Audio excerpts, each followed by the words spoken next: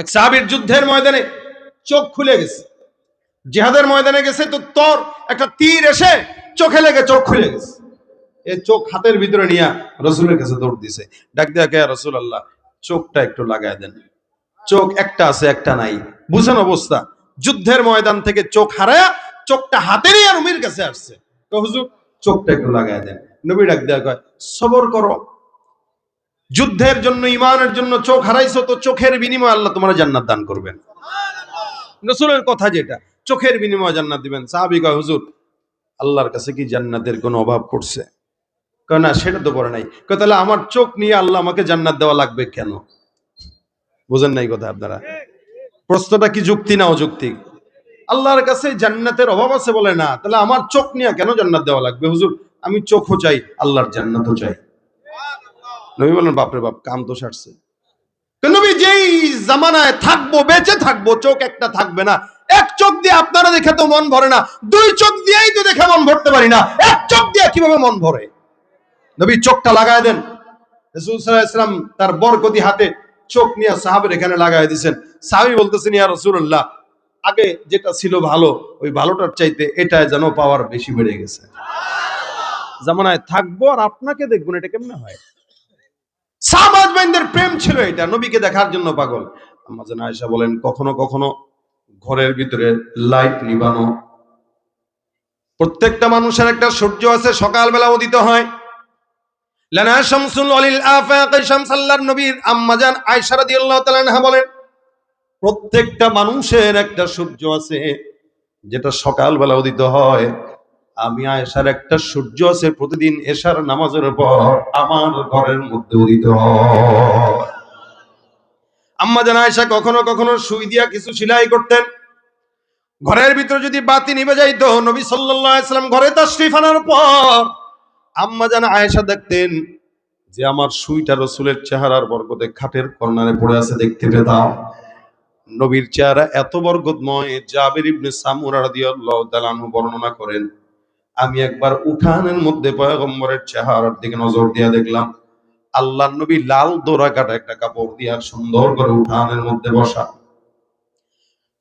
আল্লাহর নবীর সাহাবী জাবির বিন সামুরা বলেন আমি আসমানের চাঁদের দিকে তাকাইলাম, আসমানে একটা চাঁদ জ্বলজ্বল করতেছে, জমিনের ভিতরে পয়গম্বর মুহাম্মদুর রাসূলুল্লাহ সাল্লাল্লাহু আলাইহি ওয়াসাল্লাম বসা। আমি একবার আসমানের চন্দ্রের দিকে তাকাই, একবার আমার বরকতি নবীর চেহারার দিকে তাকাই, আল্লাহর নবীর চেহারার দিকে তাকাই, বরকতি আসমানের চাঁদের দিকে তাকাই। জাবের রাদিয়াল্লাহু তাআলা আনহু ডাক দেয়া বলেন আল্লাহর কসম, আমার কাছে মনে হলো ওই আসমানের পূর্ণিমার চাঁদের চাইতে আমার নবীর চেহারা কোটি গুণে বেশি সুন্দর। হাসান বিন সাবিত নবীর চেহারার দিকে তাকায় তাকায় দেখে আর কয় ইয়া রাসূলুল্লাহ, আপনার চেহারা দেখলে প্রেমে পড়ে যায়। নবী একটা কবিতা মনে আসছে, বলবনি? নবীরে ডাক দিয়া বলতেছেন হাসান বিন সাবিত, নবী একটা কবিতা মনে আসছে, মাথায় আসছে, আপনারা নিয়ে লিখবনি? রাসূল কয় লেখো। হাসান বিন সাবিত কবিতা রাসূলের চেহারার দিকে তাকায় তাকায় তাকায় তাকায় লেখে ওয়া আহসানু মিন কালাম তারাকাতু আইনি ওয়া আজমালু মিন কালাম তালিদিন নিসা খুলিকতা মুবাররাআম মিন কুল্লি আইবিন কাআন্নাকা কদ খুলিকতা কামা তাশা। হাসান বিন সাবিত ডাক দিয়া বলেন ওয়া আহসানু মিন কালাম তারাকাতু আইনি, এ দুনিয়ার কবিরা শুনে রাখো, কবি কবিতা লেখে তার ডার্লিং নে নিয়ে, যে হারাম সম্পর্ক তার নিয়ে লেখে, যত নষ্টামি ছড়ায় এই কবিতার মাধ্যমে, কিন্তু হাসানের কবিতা তার জন্য নাজাতের উসিলা হয়ে গেছে। রাসূলকে বলেন ইয়া রাসূলুল্লাহ ওয়া আহসানু মিন কালাম তারাকাতু আইনি, এই দুনিয়াতে আমার চোখ আপনার চেয়ে সুন্দর কোন মানুষকে জিন্দেগিতে দেখে নাই। আপনি এত সুন্দর, কত মানুষ দেখলাম এই জমিনে, কত মানুষ হাজার হাজার, কিন্তু আমার চোখ আপনার চেয়ে সুন্দর কাউকে কোনোদিন দেখে নাই। ও আজমালু মিন কালাম তালিদিন নিসা, জমিনে যত মানুষ আছে, মা বোনরা আছে, আদম পয়গম্বর থেকে আজ পর্যন্ত কোন নারী কোনদিন আপনার চাইতে বরকতময় কোন পুরুষ জন্ম দেয় নাই। সুবহানাল্লাহ। এ মুসলমান, আমিনার গর্ভে থেকে আমার নবীকে বের করার জন্য আল্লাহ পাক রব্বুল আলামিন আদম পয়গম্বর, আম্মা জানা হাওয়া থেকে আমিনা পর্যন্ত যত মহিলাদেরকে নিয়েছেন, বুঝছেন, আমিনার মা, তার মা, তার মা, তার মা, তার মা করে করে আম্মা জান হাওয়া পর্যন্ত যত মানুষ গেছে, আল্লাহ নবী বলেন, মা বাগাত ইমরাত নবীন কত। আমার দাদি, আমার নানি, নানির নানি, নানির নানি, নানির নানি, দাদির দাদি, দাদির দাদি, দাদির দাদি করে করে যত দূর পর্যন্ত গেছে, এই যত দূর সিরিয়ালে গেছে, এই সিরিয়ালে যতগুলা মহিলা গেছে, একটা মহিলাকেও কোনোদিন আল্লাহ জেনায় লিপ্ত করায় না। আমাকে বাঁচানোর জন্য এক বিন্দু পরিমাণে কেউ যদি বলতে না পারে মোহাম্মদের নানির দাদি অথবা তার দাদি ওর তো চরিত্রে ঝামেলা ছিল, এটা যেন কেউ বলতে না পারে। এই জন্য হাওয়া থেকে নিয়ে আমেনা পর্যন্ত প্রত্যেকটা মহিলা ছিল পুত পবিত্র, এবং দুনিয়াতে তারা একদম পুত পবিত্র অবস্থায় আল্লাহ পাক তাদেরকে হেফাজত রেখেছেন। এই জন্য হাসান বিন সাবিত বলে, কোন নারী আপনার মতো কোন পুরুষ জন্ম নেয় নাই আমেনা ছাড়া।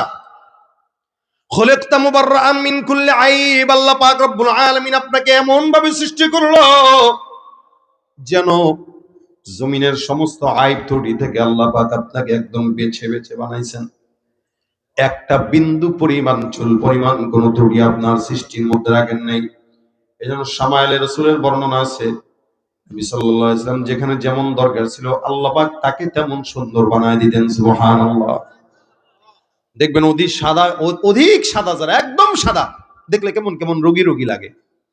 তাদের সঙ্গে যখন নবী মিশত, নবীরে হলদে বর্ণের সুন্দর মনে হতো, দুধে আলতা এমন সুন্দর।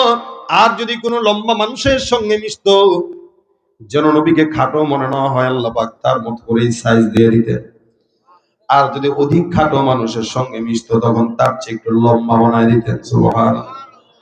মুসলমান, যখন যেমন আল্লাহ পাক আমার নবীকে তখন তেমন বানাইছেন। কাআন্নাকা কদ খুলিকতা কামা তাশা, যেন আপনি যেমন চেয়েছেন, আল্লাহ যেমন চেয়েছেন তেমনিই আপনারে বানাইছেন। এটা হলো আপনার আমার পয়গম্বর মুহাম্মদুর রাসূলুল্লাহ সাল্লাল্লাহু আলাইহি সাল্লাম। এত মর্যাদা দিলেন, এত মহাব্বত করলেন, এত মহাব্বত দেয়া বানাইলেন যে আল্লাহ নিজেই প্রেমে পড়ে গেছেন। যার কারণে আল্লাহ পাক রব্বুল আলামিন বলেন, কোন নবীর উপর আমি আল্লাহ পাক দুরূদ আর রহমতের সালাম পৌঁছাই নাই, কিন্তু একমাত্র মুহাম্মদুর রাসূলুল্লাহ, যার ব্যাপারে আল্লাহ বলেন, ইন্নাল্লাহা ওয়া মালাইকাতাহু ইউসাল্লুনা আলান নবী। আমার আল্লাহ ডাক দিয়া বলেন, নিশ্চয়ই আল্লাহ আর আল্লাহর সব ফেরেশতারা ওই পয়গম্বরের উপরে দুরূদের আমল করে। আল্লাহ পাক রব্বুল আলামিন ইব্রাহিমের উপরেই পড়ে নাই, ইসমাইলের উপরেও পড়ে নাই, আদমের উপরেও পড়ে নাই, কোন নবীর উপরে আল্লাহ পাক রব্বুল আলামিন দুরূদের সালাম পৌঁছায় নাই, কিন্তু শুধুমাত্র মুহাম্মদের উপর আল্লাহ পাক পড়ছেন। আল্লাহ একা পড়েন নাই, তার সব ফেরেশতাদেরকে নিয়েই পড়েন। সুবহানাল্লাহ। এখন বলেন তো আল্লাহর ফেরেশতা কয়জন? গুনতে পারবেন কেউ? না। জমিনে একটা ঘর আছে বাইতুল্লাহ, যেটা সর্বপ্রথম ঘর। এই ঘরটা আল্লাহর বান্দারা তওয়াফ করে, যতবার মন চায় ততবার তওয়াফ করবে, কোনো বিধি নিষেধ নাই। আল্লাহর নবী বলেন, বাইতুল্লাহর উপর একটা ঘর বাইতুল মামুর, জমিনের ঘর তওয়াফ করে ইনসান, আসমানের ঘর তওয়াফ করে আল্লাহর ফেরেশতা। আল্লাহর নবী বলেন, ওই ঘরটাকে যদি আল্লাহ পাক ছেড়ে দেয় তাহলে একদম বরাবর বাইতুল্লাহর উপরে পড়বে। জমিনের ঘর বাইতুল্লাহ তওয়াফ করে ইনসান, যতবার মন চায় ততবার তওয়াফ করবে। আসমানের ঘর আল্লাহর ফেরেশতারা তওয়াফ করে, প্রত্যেকটা দলে দলে ৭০,০০০ ফেরেশতা তওয়াফ করে। সুবহানাল্লাহ। নবী বলেন, এই যে দলে দলে ৭০,০০০ ফেরেশতা তওয়াফ করে, একবার কোন ফেরেশতা কোন দলে যদি তওয়াফ করতে ঢুকে, এই ফেরেশতা তওয়াফের পর আর কিয়ামত পর্যন্ত কোনদিন সিরিয়াল পায় না। কোটি কোটি ফেরেশতা আল্লাহ পাক রব্বুল আলামিন বলে, এত সমস্ত ফেরেশতারা আমার নবীর উপরে দুরূদ পড়ে। আমরা দুরূদ আর কতটুকুই পড়ি, আমরা কতটুকুই বা পড়তে পারি? সর্বোচ্চ সুন্দর করে স্টেজ সাজা দাঁড়ায় দাঁড়ায় নবী সালাম আলাইকা একটু জিলাপি দিয়া খিচুড়ি দিয়া বিদায়, এর বাহিরে আমরা কিছু পারি না। কিন্তু আল্লাহ পাক রব্বুল আলামিন বলেন, এ মুসলমান মনে রাখবা, বান্দারা শুনে রাখেন, আমার ইলম শেষ হয়ে যাবে, পয়গম্বরের মর্যাদা বর্ণনা করা শেষ হবে না। রাত পার হয়ে যাবে, আল্লাহর নবীর মর্যাদা শেষ হবে না। দুনিয়া শেষ হয়ে যাবে, পয়গম্বরের প্রশংসা গাওয়া শেষ হবে না। আপনি আমি আর কতটুকুই পাঠ করব, আমার নবীর জন্য আপনি আমি যথেষ্ট নয়, আমার নবীর জন্য যথেষ্ট আমার আল্লাহ। ঠিক কিনা? নবীর হক আদায় করতে পারেন কে? কে কে? আল্লাহ। এই জন্য আল্লাহ পাক রব্বুল আলামিন বলেন, আমি নিজে আমার পয়গম্বরের উপর দুরূদ পড়ি। মুহাম্মদ হামিদে হামদে খুদা বস, খুদা মদহে আফরি মুস্তাফা বস। মুহাম্মদ হামিদে হামদে খুদা বস, খুদা মদহে আফরি মুস্তাফা বস। মুহাম্মদ আজ তুমি খাম খুদা রা, खुदाया अज तो हुब्बे मुस्तफा रा, खुदाया अज तो हुब्बे मुस्तफा रा। আমার আল্লাহ পাক রব্বুল আলামিন নবীকে কত মর্যাদা দান করলেন, যার কারণে আল্লাহ নিজেই নবীর প্রেমে পাগল হয়ে দুরূদের আমল করে। আল্লাহ পাক কোন নবীর উপরে দুরূদ পড়েন নাই, শুধুমাত্র মুহাম্মদুর রাসূলুল্লাহর উপরে পড়লেন। এত মর্যাদা দিয়ে আল্লাহ পাক রব্বুল আলামিন পড়লেন, যার কারণে উম্মতকে আদেশ দিয়ে দিয়েছেন, ইয়া আইয়ুহাল্লাযীনা আমানু সাল্লু আলাইহি, এ ঈমানদারের দল, তোমরাও ওই পয়গম্বরের উপরে দুরূদের আমল করো। এমনকি নবী নিজেও তার উপরে দুরূদের আমল করতে। সুবহানাল্লাহ। নবী তো নামাজে পড়তেন, আল্লাহুম্মা সাল্লি আলা মুহাম্মদ ওয়া আলা আলি মুহাম্মদ কামা সাল্লাইতা আলা ইব্রাহিম ওয়া আলা আলি ইব্রাহিম ইন্নাকা হামিদুম মাজিদ। নবীও পড়তেন সাল্লাল্লাহু আলাইহি ওয়াসাল্লাম। নবীর উপরেও পড়া এটা ইসলামের আদেশ। এই ইসলামের আদেশ আল্লাহ পালন করেন, নবীও পালন করেন। সুবহানাল্লাহ। আল্লাহর অন্য কোনো আমল দরকার নাই, কিন্তু এটা আল্লাহ নিজে করেন। এজন্য কেউ যখন এটা পড়ে, আল্লাহর নবী বলেন, আচ্ছা বলেন তো, জান্নাতে আমরা সবাই তো নবীর সাথে থাকতে চাই ইনশাআল্লাহ। আল্লাহ কবুল করুক। আমিন। আল্লাহ নবী ডাক দিয়া বলেন, আওলান নাসি বি ইয়াউমাল কিয়ামাতি আকসারুহুম আলাইয়া সালাহ। নবী ডাক দিয়া বলেন, শুনো, জান্নাতের ময়দানে আমার পাশের জান্নাতে কেউ যদি থাকতে চাও, আমি নবী বললাম, আমার উপরে যেই বান্দা বেশি বেশি দুরূদ পড়ে, আমি আল্লাহ নবীর জান্নাতে পাশের ঘরে ওই লোকটাকেই আল্লাহ পাক রব্বুল আলামিন রাখবেন। সুবহানাল্লাহ। যেই ব্যক্তি যত বেশি নবীর উপর দুরূদ পড়ে, আল্লাহ নবী বলেন অন্য হাদিসে, মান সাল্লা আলাইহি সালাতান ওয়াহিদা সাল্লাল্লাহু আলাইহি আশারা। কোন ঈমানদার মুমিন যদি একবার দুরূদের আমল করে, আল্লাহ পাক ওই বান্দার উপরে 10 বার রহমত নাযিল করে দেয়। জবানটা খুলে সুবহানাল্লাহ। এখন তো আর নবীর প্রেমে পাগল দেখা যায় না। নবীর প্রেমের পাগল যতগুলো আছে সব মুখে মুখে অন্তর দিয়া না, যার কারণে নেতার বিরুদ্ধে কথা বললে জেলখানায় যাওয়া লাগে, কিন্তু নবীর বিরুদ্ধে কথা বললে জামায়া ধরে রাখা হয়। মনে হয় তার নবীর চেয়ে নেতা বড় হয়ে গেছে। স্লোগানও দেয়, আমার নেতার চরিত্র ফুলের মতো। আজীব অবস্থা। এত চুরি করতে দেখে, এত দুর্নীতি করতে দেখে, এরপরও আমরা বলি আমাদের চরিত্র, তাদের চরিত্র ফুলের মতো। অথচ চারিত্রিক সনদ আল্লাহ দুনিয়ার কোন মানুষকে দেন নাই মুহাম্মদুর রাসূলুল্লাহ ছাড়া। কি বলেন, সন্দেহ আছে আপনাদের?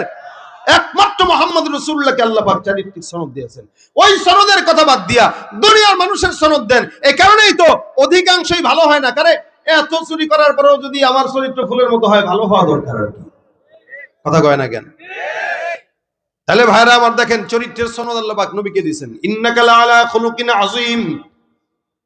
আমার আল্লাহ মর্যাদা দিতে যায়, আল্লাহ নিজেই দুরূদের আমল করে।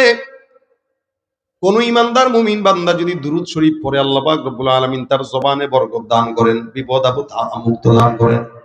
শুধু তাই নয়, ইমাম আহমদ ইবনে হাম্বল রাহমাতুল্লাহ আলাইহি, ইমাম মালিক রাহমাতুল্লাহ আলাইহি, এনাদের মতো আশিক রাসূল তো কেউ নাই। আমরা তো খালি মুখে মুখে আশিক। এক আল্লাহর বান্দা নবীর আশিক, উনি রওজায় গেছেন। আল্লাহর বান্দা রওজায় যায়, মনে মনে বিশাল বড় ভিড়। আপনারা দেখবেন যারা রওজার কাছে গেছেন, দাঁড়ানোর কোনো সুযোগ নাই।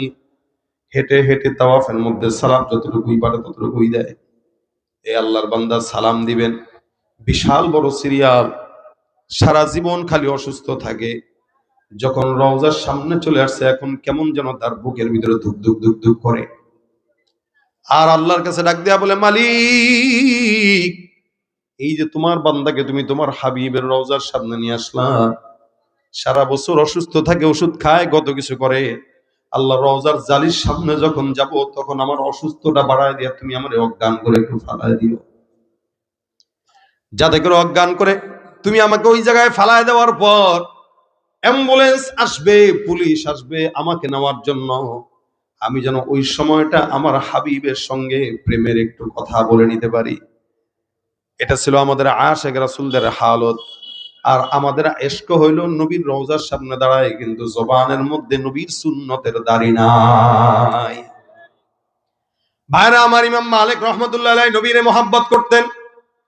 মদিনায় প্রায় 70 বছর পর্যন্ত উনি অতিবাহিত করেছেন। আল্লাহর বান্দা কোনোদিন জুতা পায়ে দিয়ে হাঁটেন নাই, এমনকি মদিনার মাটির থেকে কোনোদিন বের হয় নাই, হুদুদে হারাম থেকে বের হন নাই।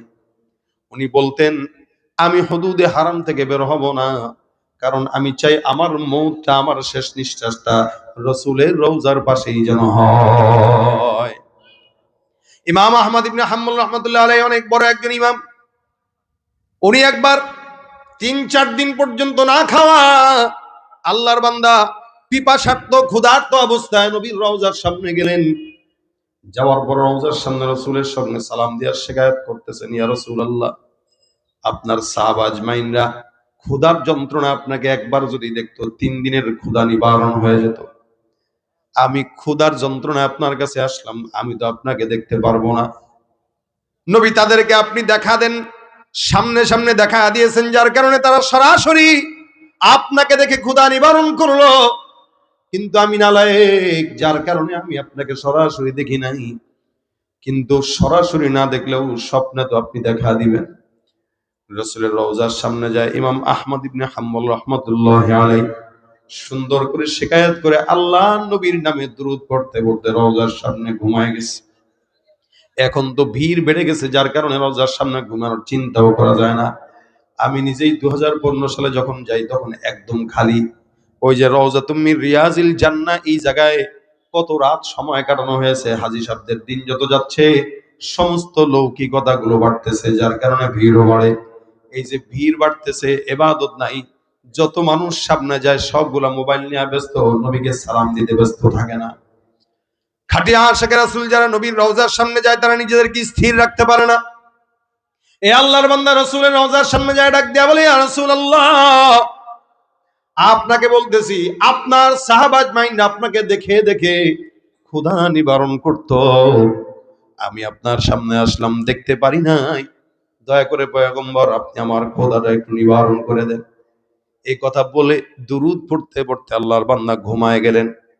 ঘুমের ভিতরে স্বপ্নের মধ্যে তাকায় দেখেন ডান পাশে আবু বকর, বাম পাশে ওমর বসা। পিছন থেকে হযরত আলী তাকে ধাক্কা দিয়া ডাক দিয়া বলে, এ ইমাম আহমদ ইবনে হাম্বল, তাড়াতাড়ি উঠে যাও। ঘুমের ভিতরে আল্লাহর বান্দা স্বপ্নের ভিতরে দেখে আবু বকর আর ওমর, ওদিক দিয়ে আলী রাদিয়াল্লাহু তাআলা আনহু তারা ডাক দিয়া বলে, তাড়াতাড়ি উঠো, আকা নামদার মুহাম্মদুর রাসূলুল্লাহ আসবে। ইমাম আহমদ ইবনে হাম্বল রাহমাতুল্লাহ আলাইহি লাফ দিয়ে জেগে যায়, তাকায় দেখে পয়গম্বর হাজির। আল্লাহর নবী সাল্লাল্লাহু আলাইহি সাল্লাম হাজির হয়ে হাতের ভিতরে রুটির টুকরা নিলেন। আবু বকরকেও এক টুকরা ছিঁড়ে দিলেন, ওমরকেও এক টুকরা ছিঁড়ে দিলেন, আলীর হাতে এক টুকরা ছেড়ে দিলেন, আর এক টুকরা আহমদ ইবনে হাম্বলের হাতের মধ্যে ধরায় দিলেন। ইমাম আহমদ ইবনে হাম্বল রাহমাতুল্লাহ আলাইহি যখন হাতের ভিতরে রুটিটা নিলেন, সবাই রুটি মুখে দিয়া খায়, ইমাম আহমদ ইবনে হাম্বলও খায়। আল্লাহর বান্দা খাইতে খাইতে হঠাৎ করে তাকায় দেখে ঘুম থেকে জেগে গেলেন। রওজার সামনে শোয়া অবস্থায় আল্লাহর নবীকে উনি স্বপ্ন দেখলেন। নবী স্বপ্নের মধ্যে তাকে রুটি খাওয়ায় দিলেন, হাতের মধ্যে ধরায় দিলেন। ইমাম আহমদ ইবনে হাম্বল রাহমাতুল্লাহি আলাইহি হাতের ভিতরে তাকায় দেখে রাসূলের ঘুমে দেওয়া ওই রুটিটা তার হাতের মধ্যে এখনো লেগে আছে। তাকায় দেখে হাতে রুটি, রাসূলের স্বপ্নে দেওয়া রুটি। এরকম অসংখ্য ইমামরা, অসংখ্য বুজুর্গানে দিনে, ইমাম আসম কুফি নামে একজন ইমাম ছিলেন, নাহু সরফের অনেক বড় ইমাম। এ আল্লাহর বান্দা যখন কথা বলতেন তখন তার জবান থেকে সুঘ্রাণ আসতো, আর ঠোঁটের মধ্যে সবসময় কি যেন চুষতেন, এরকম জিহ্বা ভিজাইতেন। আমরা যেরকম জিহ্বা দিয়া ঠোঁট ভিজাই, আল্লাহর বান্দা জিহ্বা দিয়া ঠোঁট ভিজাইতেন। আর কথা যখন বলতেন তখন তার জবান থেকে মিশকের ঘ্রাণ আসতো। একবার ওনার খাদেম ডাক দিয়া বলে, হুজুর আমি বুঝলাম না, আপনাকে সব সময় কথা বলতে অবস্থায় ঠোঁটের মধ্যে আপনাকে ঠোঁট ভিজাইতে দেখি, আর আপনার মুখ থেকে সুঘ্রাণ পাই, এটার কারণ কি? আজকে আমাদেরকে বলতেই হবে। ইমাম আসিম কুফি রাহমাতুল্লাহি আলাইহি ডাক দিয়া বলেন, শোনো, আমি আল্লাহর নবী সাল্লাল্লাহু আলাইহি ওয়াসাল্লামের নামের দুরূদের আমল অনেক বেশি করি। নবীর নামের দুরূদ আমি সব সময় আমার জবানে উঠাই, 24 ঘন্টা আমার মুখে সাল্লাল্লাহু আলাইহি ওয়াসাল্লাম। আমি একবার স্বপ্নের ভিতরে দেখলাম আকায়ে নামদার মুহাম্মদুর রাসূলুল্লাহ সাল্লাল্লাহু আলাইহি সাল্লাম স্বপ্নে হাজির। আল্লাহর নবী স্বপ্নের মধ্যে এসে আমার ঠোঁটের মধ্যে, জবানের মধ্যে চুমা খাইলেন। আমার কপালে চুমা খেয়ে ডাক দিয়া বললেন, যেই ঠোঁট মুহাম্মদের পাগল, ওই ঠোঁট জান্নাতি ঠোঁট।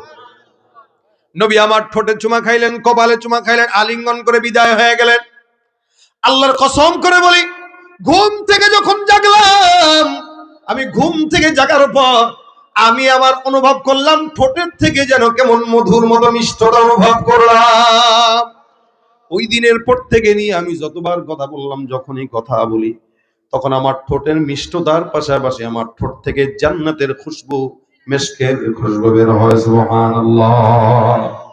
হে মুসলমান, আল্লাহ পাক এমন একটা আমল আপনাকে আমাকে দান করলেন, যে আমলটা যেই বান্দা পড়বে, নবীর নামের বরকত ওই বান্দা বরকতময় হয়ে যাবে। এই জন্য আল্লাহ পাক আদেশ করলেন, ইয়া আইয়ুহাল্লাযীনা আমানু সাল্লু আলাইহি ওয়া সাল্লিমু তাসলিমা। তোমরা ওই পয়গম্বরের উপর দুরূদের আমল করো।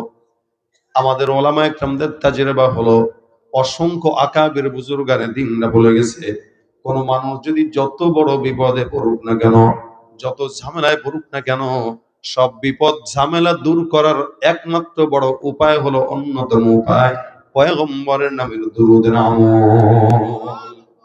সাল্লাল্লাহু আলাইহি ওয়াসাল্লাম। আপনার ব্যবসায় বরকত হয় না, আপনি দুরূদের আমল করা শুরু করেন। আপনার জেহেন জায়গা দুর্বল। আমাদের ওস্তাদরা বলতেন, পরীক্ষার সময় বেটা আগে প্রশ্ন উত্তর খুলবি, তার আগে দুরূদ পড়বি। দুরূদ পড়ে তারপরে প্রশ্ন খুলবি, আল্লাহ পাক তোর জেহেন খুলে দিবেন।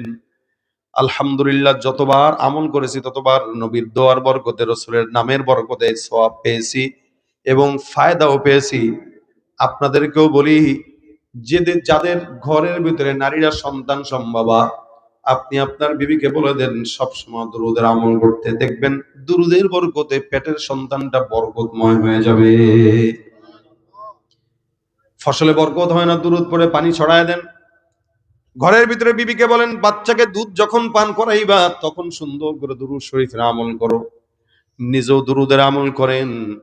এমনও তো হতে পারে আল্লাহ পাক দুরূদের বরকতে আপনাকে ডাক দিয়া পয়গম্বরের রওজার সামনে দাঁড় করায় দিবেন। সুবহানাল্লাহ।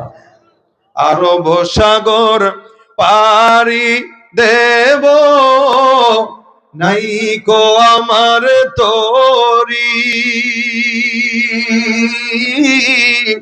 পাখি নই যে উড়ে যাব, ডানাতে ভর করি। আরব সাগর পারি দেব, নাই তো আমার তরি, পাখি নই যে উড়ে যাব, ডানাতে ভর করি। আমার আশায় আছে সম্বল নাই, আশায় আছে সম্বল নাই, করি কি উপায়।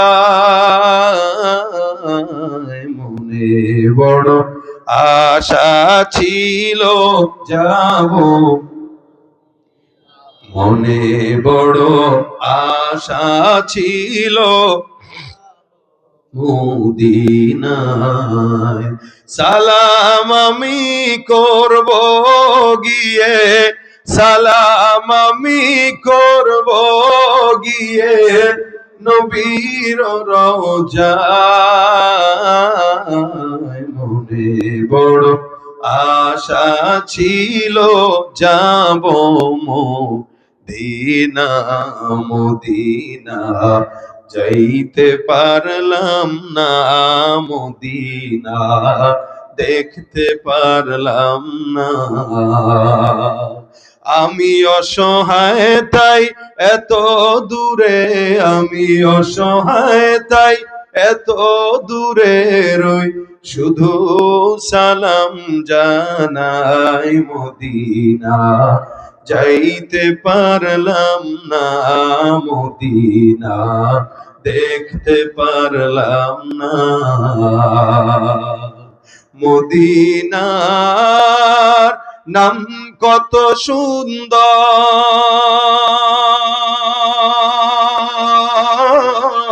মদিনা কেড়েছে অন্তর।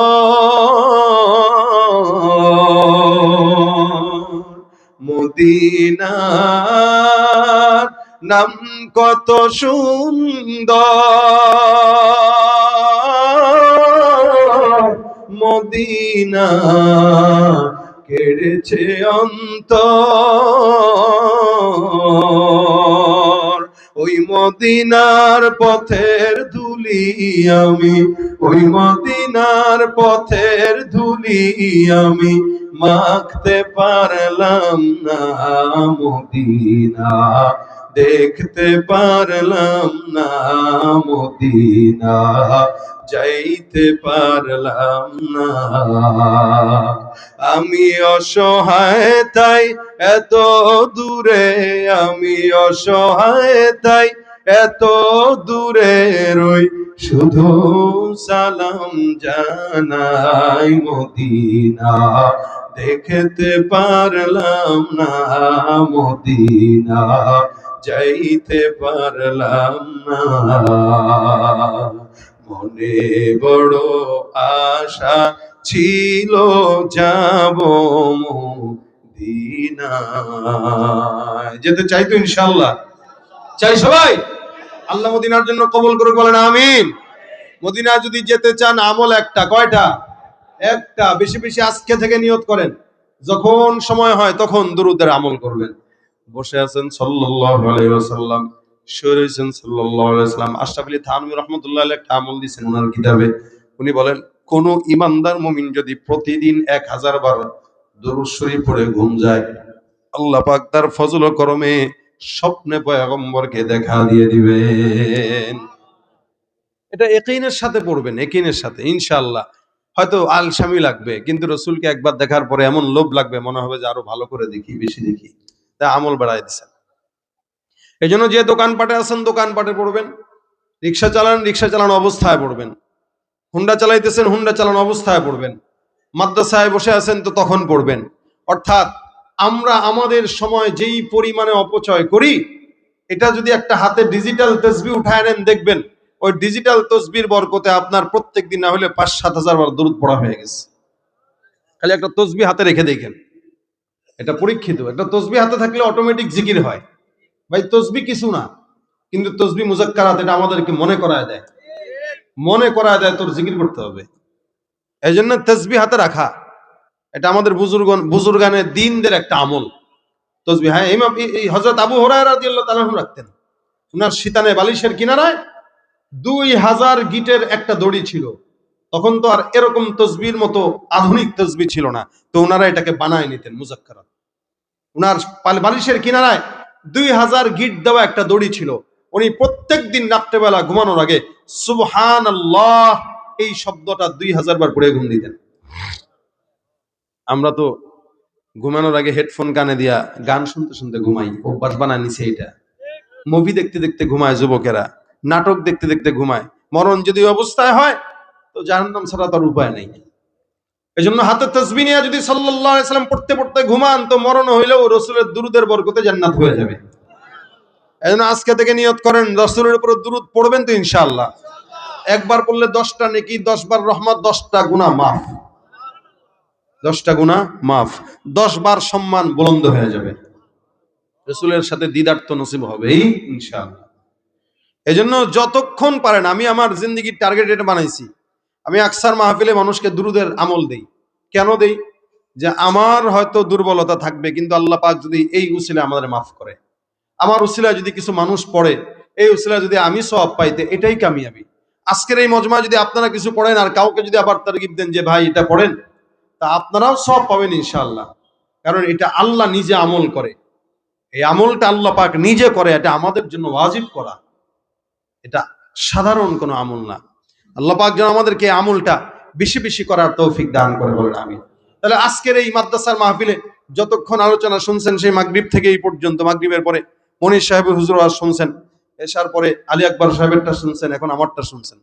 এই 3টা ওয়াজের থেকে যার কাছে যেটা সহজ মনে হয়, যেটা মনে হয় যে এটা আমি নিতে পারবো, এই আমলটা আমার জীবনে ফিট করি, ইনশাআল্লাহ প্রোগ্রাম কামিয়াব হওয়ার জন্য বেশি ওয়াজ দরকার নেই। এই 3 হুজুরের 3টা আমলই যথেষ্ট।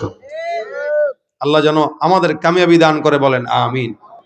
যা বললাম শুনলাম ভুল ত্রুটি থাকলে যেন আল্লাহ পাক ক্ষমা করে দেয়, বলেন আমিন। মাদ্রাসার মাহফিল, আলহামদুলিল্লাহ, আপনারা যেই পরিমাণে মাদ্রাসার জন্য দান করেছেন, আল্লাহর রহমতে ফজল ও করমে সব সময় এভাবে দানের হাতকে প্রসারিত করবেন ইনশাআল্লাহ। তাহলে এই প্রতিষ্ঠানটা আরো উন্নয়ন হবে। অনেক পুরনো প্রতিষ্ঠান, আপনাদেরই প্রতিষ্ঠান, এখান থেকেই এক একজন বড় বড় হাফেজে কোরআন না বের হবে, আলেমে দ্বীন না বের হবে। ইনশাআল্লাহ আমরা যদি এই প্রতিষ্ঠানকে আগায় নেই, আমাদের সমাজ এগিয়ে যাবে। প্রতিষ্ঠান আগায় নেব, তো এই সমাজ থেকে, এই প্রতিষ্ঠান থেকে বড় বড় হাফেজ, যেরকম মনির সাহেবের মতো ওলামা একরাম বের হয়ে সারা বাংলাদেশে দ্বীনের খেদমত করবে।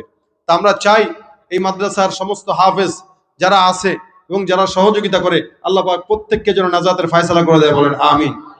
আলোচনা যতটুকু হলো এতটুকুই শেষ, বাসা পর্যন্ত নেব দুরূদ শরীফ। রাজি আছে ইনশাআল্লাহ? রাজি আছে ইনশাআল্লাহ? আল্লাহ পাক যেন আজকের এই মজমাকে এতটুকুতেই বরকতময় করেন, বলেন আমিন। এই শেষমেশ উঠবেন মোনাজাত না দিয়া? তাহলে উঠতেছেন কেন? উঠতেছেন কেন? এক সময় আমরা মাহফিল করতাম, মাহফিলের শেষে মানুষ ভিড়তো কেন? যে গজব কি বলে, ওয়াজ যতটুকু শুনছি বা না শুনছি, মোনাজাতটা ধরে যাই। একসময় মানুষ আখেরি মোনাজাতের জন্য রাস্তায় আশেপাশে দাঁড়ায় থাকতো, মোনাজাতের আগে ঢুকে যেত। আর এখন কোন জামানা আসলো, ওয়াজ শুনে 1.5-2 ঘন্টা, 5 ঘন্টা, 10 ঘন্টা, মোনাজাতের আগে শয়তান কয়, আরে বেটা উঠ, আমার খালাতো ভাই না তুই, নাকি থাকবি আর? তো খালাতো ভাই বলে উঠায় দেয়। যারা উঠতেছে এরা সবাই শয়তানের খালাতো ভাই। একদম সোজাসুজি বলে দিলাম, যারা উঠতেছে মোনাজাত ছাড়া এরা শয়তানের খালাতো ভাই। এতক্ষণ শয়তান তারে শোনাইছে, হাতের ভিতরে ময়লা নিয়ে তারে বাড়িতে পাঠাবে, জানে যে ও গুনাহ করলে এই গুনাহ সাফ হওয়ার দরকার নাই, ও যেন গুনাহগার হয়ে থাকে। এই কারণে ময়লা সাফ ছাড়াই বাসায় নিতে চাইতেছে। তা আমরা শয়তানের খালাতো ভাই হয়ে যেতে চাই না, আমরা মোনাজাত করে নিষ্পাপ হয়ে যেতে চাই ইনশাআল্লাহ। তা আমার সঙ্গে সর্বশেষ একটা নাতে রাসূল গাবেন, আওয়াজ দিয়া গাবেন সবাই। আল্লাহ পাক রব্বুল আলামিন আমাদেরকে এই নাতে রাসূলের বরকতে যেন কবুল করে, বলেন আমিন। আমি আপনাদের সামনে যেই নাতে রাসূল পরিবেশন করবো, এটা পরিচিত, সবাই পারেন। অনেকেই রাসূলের শানে নাত গান গাইতে চান, ভুলভাল গান। আমাদেরকে অনেকে মেসেজ দেয় যে আপনাদের গজলের বই থাকলে আমাদেরকে জন্য নিয়ে আসবেন। তাদের জন্য চর্চার জন্য গজলের বই আছে, যেগুলো পরিচিত আমাদের, এগুলোর সম্বলিত। চর্চা করবেন ইসলামী সংস্কৃতি, তাহলে গান বাজনা অপসংস্কৃতি এগুলো দূর হয়ে যাবে। ইসলামী সংস্কৃতি যতদিন সমাজে থাকবে, অপসংস্কৃতি আউল বাউল ফাউলরা সমাজে জায়গা পাবে না ইনশাআল্লাহ। যেটা চালাইছি বলবো না, কারণ ক্যামেরা ট্যামেরা আছে তো ঝামেলা আছে।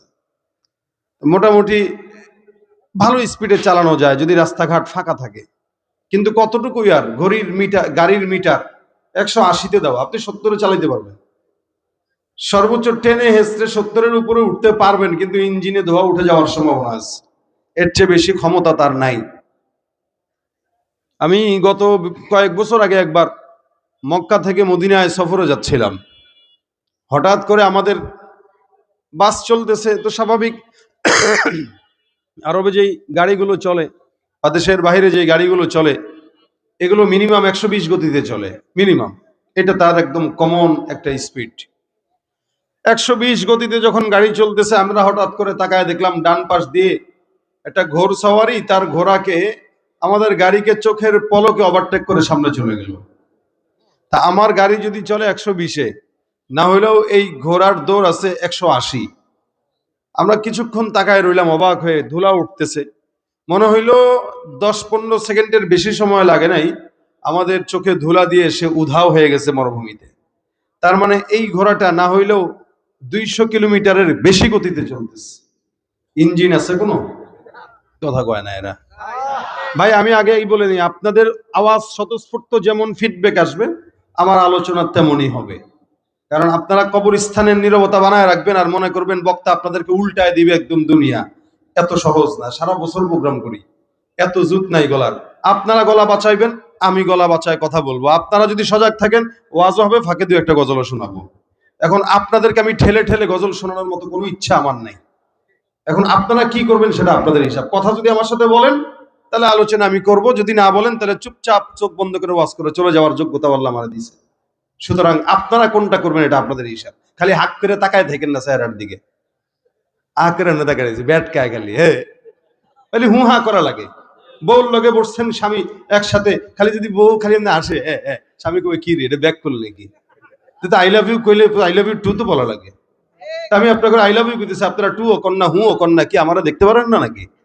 হ্যাঁ, আওয়াজ টাওয়াজ দিলে ওয়াজ হবে, গজল হবে, আর নইলে চুপচাপ আমি আলোচনা করে চলে যাই। একটা বারও জিজ্ঞাসা করবো না ভাই ঠিক না ভাই ঠিক, কিচ্ছু জিজ্ঞাসা করবো না, আমি আমার মতো চলে যাব। আপনারা যে ইচ্ছা আমিও তো ইচ্ছা বলে দিলাম, আর দ্বিতীয়বার যেন বলতে না হয়। দেখেন, একটা ঘোড়ার যদি এত স্পিড হয়, দ্রুতগামী একটা ঘোড়ার যদি এত স্পিড হয়, তাহলে আল্লাহ পাক রব্বুল আলামিন দুনিয়ার ঘোড়ার এই হালত হলে জান্নাতের যেই ঘোড়া ওইটা কত বড় স্পিডওয়ালা হবে এটা তো বুঝাই যায়। নবী সাল্লাল্লাহু আলাইহি সাল্লাম বলেন, যেই জান্নাতের গাছ লাগবে সুবহানাল্লাহর বিপরীতে এটার গোড়া এত বড়, দ্রুতগামী ঘোড়া 500 বছর দৌড়াইলেও শেষ করতে পারবে না। তার মানে দৌড়াইতেই থাকবে, দৌড়াইতেই থাকবে, দৌড়াইতেই থাকবে। সুবহানাল্লাহ। যতক্ষণ বসা থাকবেন আওয়াজ হবে। আবার বলেন সুবহানাল্লাহ, আলহামদুলিল্লাহ, আল্লাহু আকবার। আল্লাহ কবুল করুক, বলেন আমিন। ভাইরা আমার, আমরা নবীর উম্মত, আমি আগেই বলেছি আমরা নবীর উম্মত, এটা আমাদের পরিচয়। এছাড়া যেটা, এটা পরিচয়টা শুধু পর্বের জন্য, লিতাআরাফু, যাতে পরিচিত হওয়ায়। আল্লাহ পাক আমাদেরকে আখিরি নবীর উম্মত হিসেবে যেরকম সম্মান দিয়েছেন, এরকম সম্মান পূর্ববর্তী কোন নবীর উম্মতকে আল্লাহ পাক দেন নাই। আমাদেরকে যেটা দিয়েছেন কেমন, আমরা সবার আগে জান্নাতে যাব, তারপরে সব নবীর উম্মতরা সিরিয়াল ধরবে। সিরিয়াল কাদের আগে? আমাদের আগে। আমাদের নবীর দিক থেকে আমাদের নবী সবার চেয়ে দামি, আর উম্মতের দিক থেকে আমরা সবার চেয়ে দামি। নবীর দিক থেকে আমাদের নবী, আমাদের নবী, আর উম্মতের দিক থেকে বলেন না, বলেন না, আমরা। কারা? আমরা। নবীর দিক থেকে মুহাম্মদুর রাসূলুল্লাহ, উম্মতের দিক থেকে আমরা। কত সম্মান আল্লাহ পাক দিয়েছেন। কিয়ামতের ময়দানে 120 কাতার উম্মত হবে, 120 কাতার।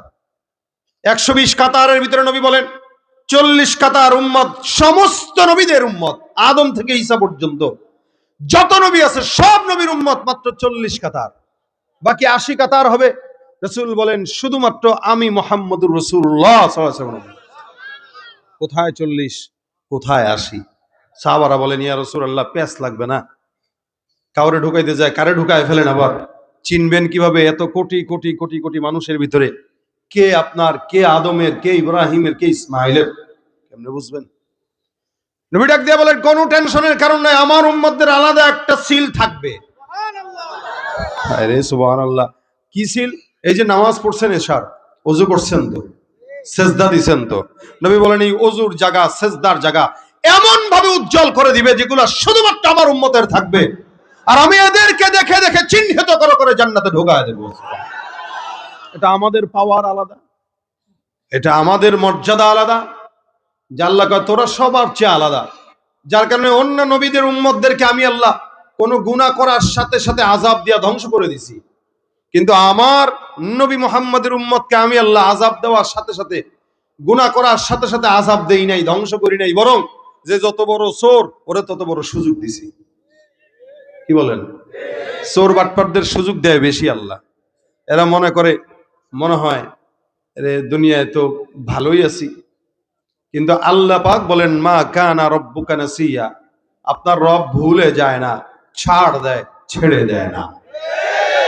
চুরি কর, আরো সুযোগ দিলাম, আরো 5 বছর, আরো 5 বছর, আরো 5 বছর দিতেই থাকলাম, কত চুরি করবি, অবশেষে হালও তেমন হবে, পলানোর জায়গা পাবি না।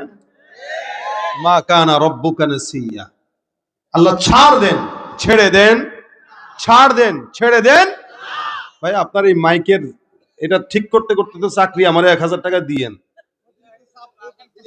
অতিরিক্ত চাপ না, আপনার এটা এদিকে কাইতে হয়ে রয়েছে, আমনে ধরুক না ধরতে বলো, আমি ধরছি, এদিকে কাইতে হয়ে রয়েছে, এটা সোজা করতে হবে।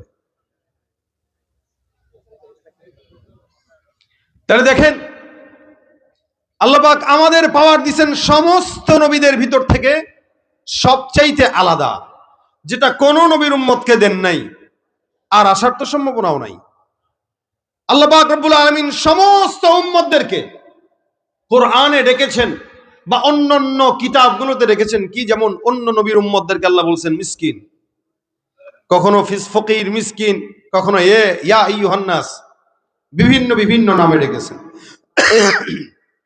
কিন্তু একমাত্র আমরা যাদেরকে আল্লাহ পাক মিসকিন বলেও ডাকেন নাই, নাস বলেও ডাকেন নাই, ফকির বলেও ডাকেন নাই, আল্লাহ পাক আমাদেরকে মহব্বত করে একটা নাম দিয়েছেন, সেটা হলো হে মুমিন। সুবহানাল্লাহ। ভাই নামটা একটু চেঞ্জ আছে না? অন্যদেরকে বলতেছি ইয়া আইয়ুহান নাস, হে লোক সকল, আম ভাবে হে লোক সকল, আর আমাদেরকে বলতেছেন ইয়া আইয়ুহাল্লাযীনা আমানু, হে মুমিনের দল। সুবহানাল্লাহ। ডাকছেন কে? আল্লাহ ডাকে মুমিন বলে, আর এই মুমিনের বাচ্চা করে চুরি আর চামারি আর দুর্নীতি ঘুষ। আল্লাহ কয় মুমিন, আরে মুমিনের বাচ্চা করে চুরি। আল্লাহ বলে মুমিন, এই মুমিনের বাচ্চা করে দুর্নীতি। আল্লাহ বলে মুমিন, মুমিনের বাচ্চা করে সন্ত্রাসী। আল্লাহ বলে মুমিন, মুমিনের বাচ্চা এমন কোন অন্যায় নাই যেটা করে না। নাম দিছে মুমিন, আসলে মুমিন না ভণ্ড? মুমিন না ভণ্ড? তুমি নবীর উম্মত দাবি করো, সুন্নাহ মানো না, নবীর অপমানে তোমার হৃদয় কাঁদে না।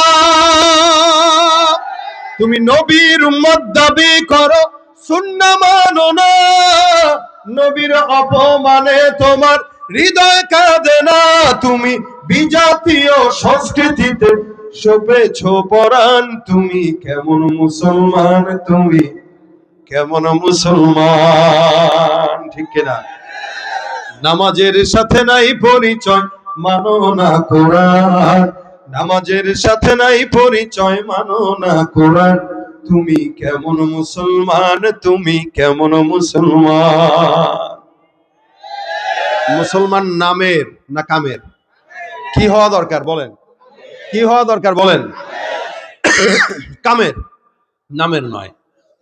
নামের মুসলমানের অভাব নাই, যার কারণে এখনো পর্যন্ত এদেশে ইসলামী হুকুমত আসে নাই। নামের মুসলমানের অভাব নাই, এ কারণে এই দেশের সরকারে বা রাষ্ট্রে এদেশে এখনো পর্যন্ত ইসলাম আসে নাই। যদি নামের মুসলমান হইতো এত সংখ্যা দরকার ছিল না, বহু আগে ইসলাম কায়েম হয়ে যেত। আল্লাহ বলেন মুমিন, আর হে ঘুষের কারবারি করে। আল্লাহ সব নবীদেরকে নাম যখন দিয়েছেন, কোরআনে ভিন্ন ভিন্ন নামে ডেকেছেন, মানে নাম ধরে ধরে ডেকেছেন। যেমন আদমকে আল্লাহ পাক ডাকেন, ঈসাকে ডেকেছেন, নূহকে ডেকেছেন, জাকারিয়াকে ডেকেছেন, ঈসাকে ডেকেছেন, মোহাম্মদ কেউ ডেকেছেন। কিন্তু তাদের ডাকা আর আমাদের নবীর ডাকা আসমান জমিন পার্থক্য। আল্লাহ বলেন ইয়া আদম উসকুন আনতা ওয়া যাওজুকাল জান্নাহ। আমার আল্লাহ ডাক দিয়া বলেন হে আদম। এখানে আল্লাহ পাক ডাক দিয়া বলেন ইয়া আদম। আদমকে আল্লাহ পাক রব্বুল আলামিন নাম ধরে ডাকলেন। আল্লাহ পাক বলেন ইয়া জাকারিয়া ইন্না নুবাশশিরুকা বিগুলাম। জাকারিয়া নবীকে আল্লাহ পাক রব্বুল আলামিন নাম ধরে ডাকলেন। আল্লাহ পাক বলেন ইয়া ইয়াহইয়া খুযিল কিতাবা বিকুওয়া। ইয়াহইয়া পয়গম্বরকে আল্লাহ পাক রব্বুল আলামিন নাম ধরে ডাকলেন। আমার আল্লাহ বলেন ইয়া নূহ ইহবিতু বিসালামিন মিন্না ওয়া বারাকাতিন আলাইক। এখানে আল্লাহ পাক নূহ পয়গম্বরকেও নাম ধরে ডাকলেন। আল্লাহ পাক রব্বুল আলামিন বলেন ইয়া মূসা লা তাখাফ। এখানে আল্লাহ পাক রব্বুল আলামিন মূসাকে নাম ধরে ডাকলেন। আল্লাহ পাক বলেন ওয়া যাকারিয়া ওয়া ইয়াহইয়া ওয়া ইলিয়াস। এখানেও আল্লাহ পাক রব্বুল আলামিন যাকারিয়া, ইয়াহইয়া, ইলিয়াসকেও নাম ধরে ডাকলেন। ওয়া ইব্রাহিম ওয়া ইসমাঈল ওয়া যাল কিফল। এখানে আল্লাহ পাক ইব্রাহিম, ইসমাঈলকে নাম ধরে ডাকলেন। আমার আল্লাহ পাক রব্বুল আলামিন জায়গায় জায়গায় যত নবীকে ডাকলেন, সব নবীকে আল্লাহ পাক রব্বুল আলামিন নাম ধরে ধরে ডাকলেন। আল্লাহ পাক রব্বুল আলামিন যখন মুহাম্মদুর রাসূলুল্লাহ সাল্লাল্লাহু আলাইহি ওয়াসাল্লামকে ডাকার প্রয়োজনীয়তা অনুভব করলেন, কোরআনের ফাতিহা থেকে নিয়ে নাস পর্যন্ত একটা জায়গাতেও ইয়া মুহাম্মদ বলে আল্লাহ ডাকেন নাই। আমার আল্লাহ পাক সব নবীকে নাম ধরে ধরে ডাকলেও আমার নবীকে নাম ধরেন নাই। আমার আল্লাহ পাক রব্বুল আলামিন আপনার আমার পয়গম্বরকে যখন ডাকলেন, আল্লাহ পাক আদবের সঙ্গে সম্মানের সঙ্গে ডাক দেয়া বলেন, ইয়া আইয়ুহান নবী। এখানে আল্লাহ পাক রব্বুল আলামিন নবী বলে সম্বোধন করলেন। আল্লাহ পাক রব্বুল আলামিন কখনো কখনো আমার পয়গম্বরকে রাসূল বলে সম্বোধন করলেন। আল্লাহ বলেন, ইয়া আইয়ুহার রাসূল। আল্লাহ পাক কখনো কখনো নবী বলে ডাকছেন, কখনো কখনো রাসূল বলে ডাকলেন। আল্লাহ পাক কখনো কখনো ভিন্ন ভিন্ন নামে ডাকলেন। যেমন নাকি একটা সন্তানকে যখন এলাকার মানুষ মহব্বত করে, পরিবারের লোক মহব্বত করে, তখন একজন এক এক নামে ডাকে। মা এক নামে, বাবা এক নামে, দাদা এক নামে, নানি এক নামে। আমার আল্লাহ পাক রব্বুল আলামিন আকায়ে নামদার মুহাম্মদুর রাসূলুল্লাহ সাল্লাল্লাহু আলাইহি ওয়াসাল্লামকে এত মহব্বত করলেন, যার কারণে ভিন্ন ভিন্ন নামে ডাক দিয়া আল্লাহ পাক সুখ পান। আল্লাহ পাক কখনো কখনো নবীকে ডাক দিয়া বলেন, ইয়া আইয়ুহাল মুজাম্মিল। এখানে আল্লাহ পাক রব্বুল আলামিন মুজাম্মিল বলে ডাক দেয়। কখনো আল্লাহ পাক ডাক দিয়া বলেন, ইয়া আইয়ুহাল মুদ্দাসসির। কখনো আল্লাহ পাক রব্বুল আলামিন বলেন, ইয়াসিন ওয়াল কুরআনিল হাকীম। আল্লাহ পাক রব্বুল আলামিন কখনো কখনো বলেন, তাহা মা আনজালনা আলাইকাল কুরআনা লিতাশকা। এক এক জায়গায় এক এক নামে এক এক ডাকে সুন্দর করে আল্লাহ পাক আপনার আমার নবীকে ডাকলেন। আল্লাহ পাক কোন জায়গায় মোহাম্মদ বলেন নাই, সব জায়গায় মোহাম্মদ বাদ দিয়া নবী আর রাসূল বললেন। আল্লাহ পাক বলেন, লাকাদ কানা লাকুম ফি রাসূলিল্লাহি উসওয়াতুন হাসানা। এখানে আল্লাহ পাক আমার নবীকে রাসূল বলে সম্বোধন করলেন। আল্লাহ পাক ডাক দিয়া বলেন, লাকাদ জাআকুম রাসূলুম মিন আনফুসিকুম। এখানে আল্লাহ পাক রাসূল শব্দটাই ব্যবহার করলেন। আল্লাহ পাক রব্বুল আলামিন যদিও কোন জায়গায় মুহাম্মদ শব্দ উল্লেখ করলেন, কিন্তু ওই জায়গায় মুহাম্মদের পাশে আবার রাসূল শব্দটাও লাগাইলেন, যার কারণে আল্লাহ বলেন, মুহাম্মাদুর রাসূলুল্লাহ ওয়াল্লাযীনা মাআহু আশিদ্দাউ আলাল কুফফার। এখানে আল্লাহ পাক রব্বুল আলামিন মুহাম্মদের পাশে রাসূল শব্দটাও লাগায় দিলেন। আমার আল্লাহ অন্য আয়াতে বলেন, ওয়ামা মুহাম্মাদুন ইল্লা রাসূল। আল্লাহ পাক রব্বুল আলামিন মুহাম্মদ তো আল্লাহর নবীকে ডাক দিয়া বলেন, মুহাম্মদ তো মুহাম্মদ নয়, তিনি হলেন রাসূল। অন্য আয়াতে আল্লাহ পাক বলেন, মা কানা মুহাম্মাদুন আবা আহাদিম মির রিজালিকুম ওয়ালাকির রাসূলুল্লাহ ওয়া খাতামান নাবিয়্যিন। এখানে আল্লাহ পাক রব্বুল আলামিন বললেন, মুহাম্মদ তোমাদের কোন পুরুষের বিধান নয়, মুহাম্মদের পরিচয় দুইটা। এক নাম্বার আল্লাহ পাক রব্বুল আলামিন বলেন, মুহাম্মদের পরিচয় হলো ওয়ালাকির রাসূলুল্লাহ, ওয়ালাকির রাসূলুল্লাহ। আমার আল্লাহ ডাক দিয়া বলেন, মুহাম্মদের এক নাম্বার পরিচয় তিনি হলেন আল্লাহর রাসূল। দুই নাম্বার পরিচয় ওয়া খাতামান নবিয়্যিন। এই নবীর পরে আর কোন নবী আসার সম্ভাবনা নাই। ইনি হলেন আখেরি নবী, শেষ নবী। যারা এই নবীকে শেষ নবী মানে না, তারা মুসলমান হতে পারে না। নবীর পরে নবী আছে। আল্লাহ নবী ডাক দেয়া বলেন, আমার পরিচয় হলো এমন একটা দেয়ালের মতো, যেই দেয়ালের মধ্যে সমস্ত ইটগুলো লাগানো হয়ে গেছে, একটা মাত্র ইটগুলা বাকি। যেই ইটটাকে আল্লাহ পাক লাগানোর মাধ্যমে নবুয়তের দেয়াল পরিপূর্ণ করে দিয়েছেন। কিয়ামত পর্যন্ত আর কোন নবী আসার সম্ভাবনা নাই। আজকে সমাজে যারা গোলাম আহমদ কাদিয়ানীকে কাফের মনে করে না, এগুলো সব হলো কাদিয়ানীদের মতো কাফেরের দল। নবীর পরে নবী নাই, বলেন নবীর পরে নবী নাই। সংসদে আইন চাই। এদেশে রাষ্ট্র ক্ষমতার পালা বদল বারবার দেখেছি। মদের আইন পাশ হয়েছে, কিন্তু কাদিয়ানী কাফের আইন পাশ হয় নাই। আগামীর বাংলাদেশে যদি ইসলাম ক্ষমতায় আসে, আমরা চাই কাদিয়ানী কাফের এটা সংসদে পাশ হোক। ঠিক কিনা বলে? কি হবে শেষ নবীজির উম্মত বলে দাবি করে, যদি ওই নবীর চেয়ার কাদিয়ানীরা দখল করে? কি হবে শেষ নবীজির উম্মত বলে দাবি করে, যদি ওই নবীর চেয়ার কাদিয়ানীরা দখল করে? নবীজির জন্য যদি রক্তের বহে নদী, নবীজির জন্য যদি রক্তের বহে নদী, তবুও হটবো না এই দাবি থেকে, কি হবে বেঁচে থেকে অযথা বিদ্যা শিখে যদি না করতে পারি শোষণবিহীন সমাজটাকে। কথা জোরে বলতে হবে, কাদিয়ানি কি? ভাইরা আমার, আল্লাহ পাক রব্বুল আলামিন পরিচয় তুলে ধরলেন। মুহাম্মদের শেষ পরিচয় ওয়ালাকিন রাসূলুল্লাহ ওয়া খাতামান নবিয়্যিন, অর্থাৎ কোরআনের মধ্যে আল্লাহ পাক কোন জায়গায় মুহাম্মদকে শুধু মুহাম্মদ বলেন নাই, লকব দিয়ে দিয়ে ডাকছেন। আল্লাহ পাক আপনাকে আমাকে এই কথা আবার স্বীকারোক্তি দিয়ে দিলেন, লা তাজালু দুআ আর রাসূল বাইনাকুম কাদুআই বা'দিকুম বা'দা। এ মুমিনের দল, তোমরা নবীকে অন্যান্য মানুষকে যেভাবে ডাক দাও, আল্লাহর নবী মুহাম্মদুর রাসূলুল্লাহকে সেমনে ডাকবা না। আল্লাহ পাক রব্বুল আলামিন কেমনে ডাকবে এটাও পয়গম্বরের উম্মতদেরকে শিখায় দিলেন। শুধু তাই নয়, নবীর সামনে কথা কিভাবে বলবে আল্লাহ পাক সেটাও শিখায় দিয়ে বললেন, লা তারফাউ আসওয়াতাকুম ফাওকা সাউতিন নবী। খবরদার, নবীর সামনে যখন কথা বলবা তখন এলোমেলো কথা বলবা না, গলা উঁচু করে কথা বলবা না। নবীর সামনে কথা বলার সময় সতর্ক থাকবা যাতে রাসূলের কথার উপরে তোমার কথার আওয়াজ না যায়। সুবহানাল্লাহ। এত মর্যাদা আল্লাহ পাক রব্বুল আলামিন আপনার আমার নবীকে দান করলেন। এ মুসলমান, সেই নবীর উম্মত আমরা। আল্লাহ পাক যেমন নাকি মর্যাদার দিক থেকে সর্বোচ্চ বানাইছেন, সৌন্দর্যের দিক থেকে আল্লাহ পাক সবচাইতে সুন্দর বানাইছেন।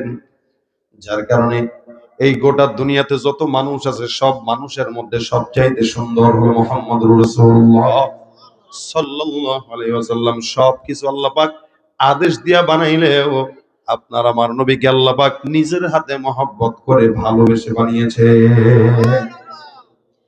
একদিন কবি হাসান বিন সাবিত রাদিয়াল্লাহু তাআলা আনহু, আপনারা কি নাম শুনছেন উনার? কবি হাসান বিন সাবিত, আমরা যাদের উত্তরসূরি। উনি কবিতার চর্চা করতেন। নবী করিম সাল্লাল্লাহু আলাইহি ওয়াসাল্লাম যার কারণে আলাদা একটা মেম্বার বানিয়ে দিয়েছেন যে তুমি বসে বসে আমার নিয়ে কবিতা লিখবা আর কাফেরদের বিরুদ্ধে কবিতা লিখবা। একদিন হাসান বিন সাবিত রাসূলের চেহারার দিকে তাকায় আছেন, আহ কি সুন্দর। নবী বসা, তো সে নিচে বসা। নবীর ডাক দিয়ে তাকায় তাকায় দেখতেছেন। নবী বলে, কি দেখো গো হুজুর আপনাকে? সাহাবা আজমাইন এটাই ছিল, রাসূলের মহব্বতে চেহারায় তাকায় থাকতো। 3 দিন 4 দিনের ক্ষুধা পর্যন্ত নবীর চেহারা একবার দেখার সাথে সাথে নিবারণ হয়ে যেত। এটা ছিল সাহাবা আজমাইনদের রাসূলকে দেখার একটা প্রেম, একটা নেশা। এক সাহাবীর যুদ্ধের ময়দানে চোখ খুলে গেছে, জিহাদের ময়দানে গেছে, তো তোর একটা তীর এসে চোখে লেগে চোখ খুলে গেছে। এই চোখ হাতের ভিতরে নিয়ে রাসূলের কাছে দৌড় দিছে, ডাক দিয়া কে রাসূলুল্লাহ, চোখটা একটু লাগায় দেন। চোখ একটা আছে একটা নাই, বুঝেন অবস্থা। যুদ্ধের ময়দান থেকে চোখ হারায়া চোখটা হাতে নিয়ে নবীর কাছে আসছে, তো হুজুর চোখটা একটু লাগায় দেন।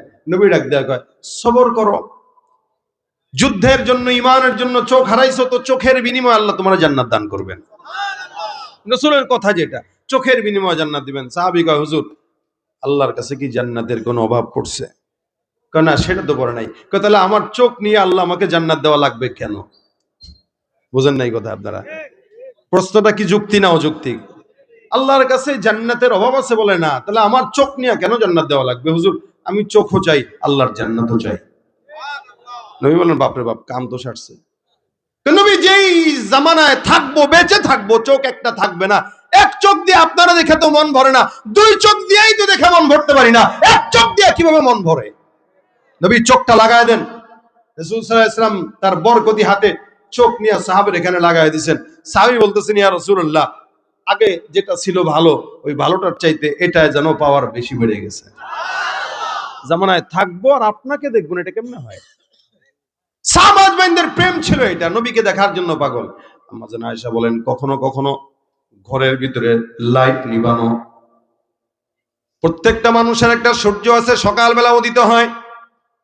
লানা শামসুল ওয়ালিল আফাক শামসাল্লাহর নবীর আম্মা জান আয়েশা রাদিয়াল্লাহু তাআলা আনহা বলেন, প্রত্যেকটা মানুষের একটা সূর্য আছে যেটা সকালবেলা উদিত হয়। আমি আয়েশার একটা সূর্য আছে প্রতিদিন এশার নামাজের পর আমার ঘরের মধ্যে উদিত হয়। আম্মা জান আয়েশা কখনো কখনো সুই দিয়া কিছু সেলাই করতেন। ঘরের ভিতরে যদি বাতি নিভে যাইতো, নবী সাল্লাল্লাহু আলাইহি সাল্লাম ঘরে তাশরীফ আনার পর আম্মা জান আয়েশা দেখতেন যে আমার সুইটা রসুলের চেহারার বরকতে খাটের কর্নারে পড়ে আছে, দেখতে পেতাম। নবীর চেহারা এত বরকতময়, জাবির ইবনে সামুরা রাদিয়াল্লাহু তাআলা আনহু বর্ণনা করেন, আমি একবার উঠানের মধ্যে পয়গম্বরের চেহারার দিকে নজর দিয়া দেখলাম, আল্লাহর নবী লাল দোরা কাটা একটা কাপড় দিয়া সুন্দর করে উঠানের মধ্যে বসা। আল্লাহর নবীর সাহাবী জাবির বিন সামুরা বলেন, আমি আসমানের চাঁদের দিকে তাকাইলাম, আসমানে একটা চাঁদ জ্বলজ্বল করতেছে, জমিনের ভিতরে পয়গম্বর মুহাম্মদুর রাসূলুল্লাহ সাল্লাল্লাহু আলাইহি ওয়াসাল্লাম বসা। আমি একবার আসমানের চন্দ্রের দিকে তাকাই, একবার আমার বরকতি নবীর চেহারার দিকে তাকাই, আল্লাহর নবীর চেহারার দিকে তাকাই, বরকতি আসমানের চাঁদের দিকে তাকাই। জাবের রাদিয়াল্লাহু তাআলা আনহু ডাক দিয়া বলেন, আল্লাহর কসম, আমার কাছে মনে হলো ওই আসমানের পূর্ণিমার চাঁদের চাইতে আমার নবীর চেহারা কোটি গুণে বেশি সুন্দর। হাসান বিন সাবিত নবীর চেহারার দিকে তাকায় তাকায় দেখে আর কয়, ইয়া রাসূলুল্লাহ, আপনার চেহারা দেখলে প্রেমে পড়ে যায়। নবী একটা কবিতা মনে আসছে, বলবো নি? নবীরে ডাক দিয়া বলতেছেন, হাসান বিন সাবিত, নবী একটা কবিতা মনে আসছে, মাথায় আসছে, আপনারা নিয়ে লিখবো নি? রাসূল কয়, লেখো। হাসান বিন সাবিত কবিতা রসুলের চেহারার দিকে তাকায় তাকায় তাকায় তাকায় লেখে, ওয়া আহসানু মিন কালাম তারাকাতু আইনি ওয়া আজমালু মিন কালাম তালিদিন নিসা খুলিকতা মুবাররাআম মিন কুল্লি আইবিন কাআন্নাকা কদ খুলিকতা কামা তাশা। হাসান বিন সাবিত ডাক দিয়া বলেন, ওয়া আহসানু মিন কালাম তারাকাতু আইনি, এ দুনিয়ার কবিরা শুনে রাখো, কবি কবিতা লেখে তার ডার্লিং নে নিয়ে, যে হারাম সম্পর্ক তার নিয়ে লেখে, যত নষ্টামি ছড়ায় এই কবিতার মাধ্যমে, কিন্তু হাসানের কবিতা তার জন্য নাজাতের উসিলা হয়ে গেছে। রাসূলকে বলেন, ইয়া রাসূলুল্লাহ, ওয়া আহসানু মিন কালাম তারাকাতু আইনি, এই দুনিয়াতে আমার চোখ আপনার চেয়ে সুন্দর কোন মানুষকে জিন্দেগিতে দেখে নাই। আপনি এত সুন্দর, কত মানুষ দেখলাম এই জমিনে, কত মানুষ হাজার হাজার, কিন্তু আমার চোখ আপনার চেয়ে সুন্দর কাউকে কোনোদিন দেখে নাই। ওয়া আজমালু মিন কালাম তালিদিন নিসা, জমিনে যত মানুষ আছে, মা বোনরা আছে, আদম পয়গম্বর থেকে আজ পর্যন্ত কোন নারী কোনদিন আপনার চাইতে বরকতময় কোন পুরুষ জন্ম দেয় নাই। সুবহানাল্লাহ।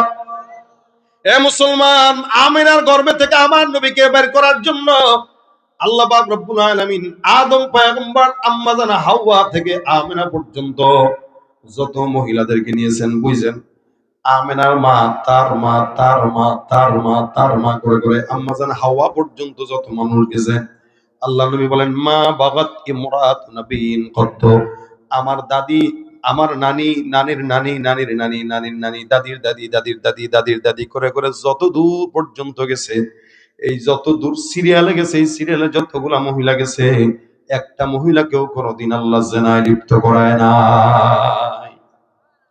আমাকে বাঁচানোর জন্য এক বিন্দু পরিমাণে কেউ যেন বলতে না পারে মোহাম্মদের নানির দাদি অথবা তার দাদি ওর তো চরিত্রে ঝামেলা ছিল, এটা যেন কেউ বলতে না পারে। এই জন্য হাওয়া থেকে নিয়ে আমিনা পর্যন্ত প্রত্যেকটা মহিলা ছিল পুত পবিত্র, এবং দুনিয়াতে তারা একদম পুত পবিত্র অবস্থায় আল্লাহ পাক তাদেরকে হেফাজত রেখেছেন।